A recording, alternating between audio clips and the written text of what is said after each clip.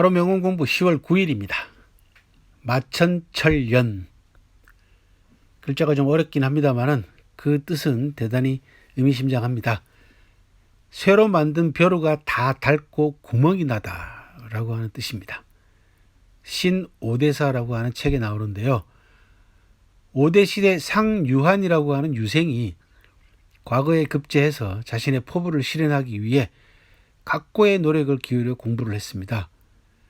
과거 시험을 치르는데 미신에 빠져있던 시험관이 상유한의 성자인 성신 상자, 뽕나무 상자와 죽을 상자하고 음이 같아서 불길하다면서 이런 사람은 문장이 좋아도 절대 급제시킬 수 없다라고 했습니다.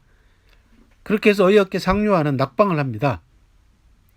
그 까닭을 알게 된 상유한은요, 일출부상부라는 글을 써서 전설 속 신성한 나무인 부상은 태양이 떠오르는 곳이라면서 그 상자가 어찌 불길할 수 있겠냐.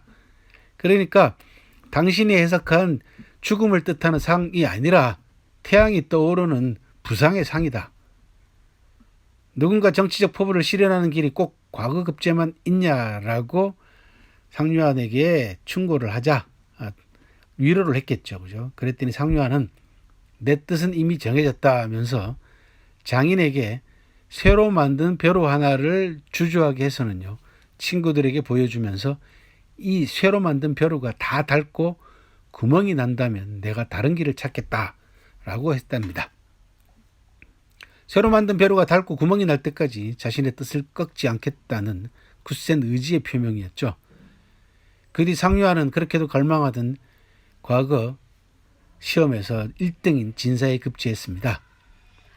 마천철연은 정말 굳센 의지와 한마음으로 학업에 열중하는 모습이나 그런 의지를 비유하는 성어가 되었습니다. 마천철연, 쇠로 만든 벼루가 다 닳고 구멍이 나다라고 하는 사자성어 소개해드렸습니다. 중국사의 오늘 462년 10월 9일 남조시대 때 송나라 효무제띠 사건입니다.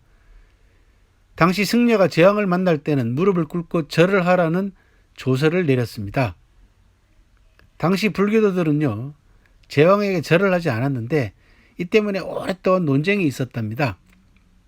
송나라는 승려라고 특별히 봐줄 수 없다. 제왕을 만나면 무릎을 꿇고 절을 하라라고 하는 조서를 내렸지만, 그리고 그 규정을 강행하긴 했지만은 논쟁은 끊이지 않았습니다.